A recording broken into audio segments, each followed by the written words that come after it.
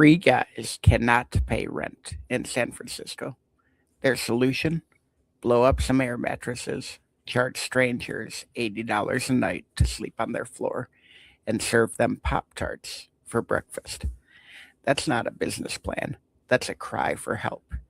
Except it became Airbnb, a company that would gut the $600 billion hotel industry like a fish and rewrite every rule in the hospitality playbook.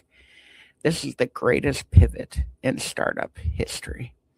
Hello, I'm Todd Hagopian, the original Stagnation Assassin. Today we're opening the vault on Airbnb's 2008 pivot from air mattresses to global home sharing to see if it was a strategic slaughter or a stagnation suicide.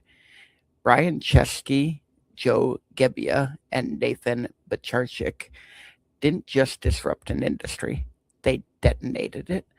The hotel industry in 2008, peak corporate cancer.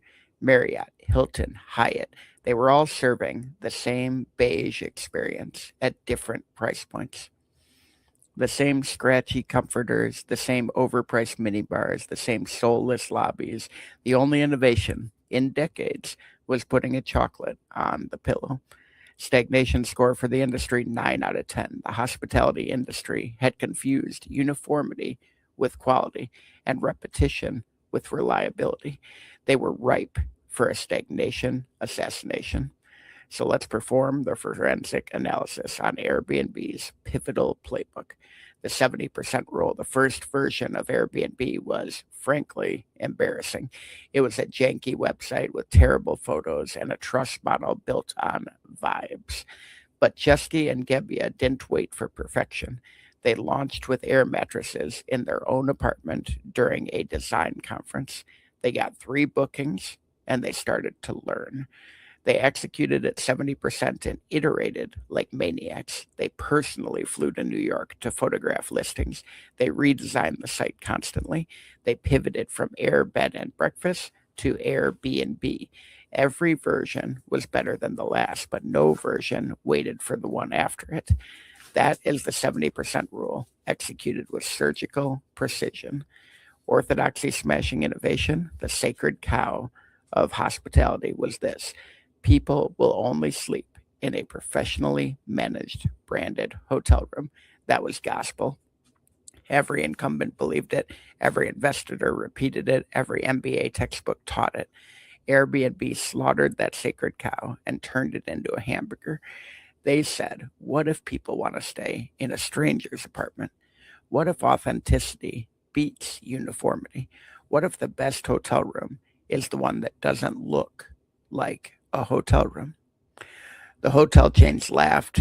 They stopped laughing around 2015 when Airbnb's inventory surpassed the top 5 hotel chains combined. And here's the tactical brilliance that nobody talks about. Airbnb turned its users into its supply chain. The hosts are the infrastructure. Every new listing is a new hotel room that Airbnb doesn't have to build, doesn't have to furnish, doesn't have to staff, and doesn't have to maintain. That's not a business model. That's a perpetual profit machine. But let's look at the hindsight homicide. What went wrong? Even assassins leave fingerprints. Airbnb's hindsight homicide, they were catastrophically slow on trust and safety. The horror stories piled up: trashed homes, hidden cameras, discrimination on the platform. They treated these as PR problems rather than structural problems. If Chesky had applied logic to the safety metrics from day one, they could have preempted the regulatory firestorm that hit them in cities like New York and Barcelona and Berlin. But instead, they played whack-a-mole with city councils for years, burning political capital and legal fees that could have easily been avoided. The other missed opportunity, the guest experience, was wildly inconsistent, as you probably have witnessed yourself. One listing would be a penthouse paradise, the next a cockroach convention. They eventually addressed this with Airbnb Plus and Superhost designations, but it took them nearly a decade to do so. That's a decade of brand damage that they really didn't need to absorb. The verdict: Airbnb's pivot from air mattresses to home sharing platform is one of the most brilliant strategic maneuvers in business history. They identified a gaping wound in a stagnant industry and they stuck a knife right in it. Kill rating 4 out of 5 kills, 4 kills for creating an entirely new category, weaponizing the 70% rule from day one, and slaughtering the hospitality orthodoxy, along with building a $100 billion company from an $80 a night air mattress. One kill docked for the safety and standardization stumbles that nearly got them regulated out of existence. If you want to learn more on how to turn desperation into disruption, go to toddhagopian.com and stagnationassassins.com for the world's largest stagnation database.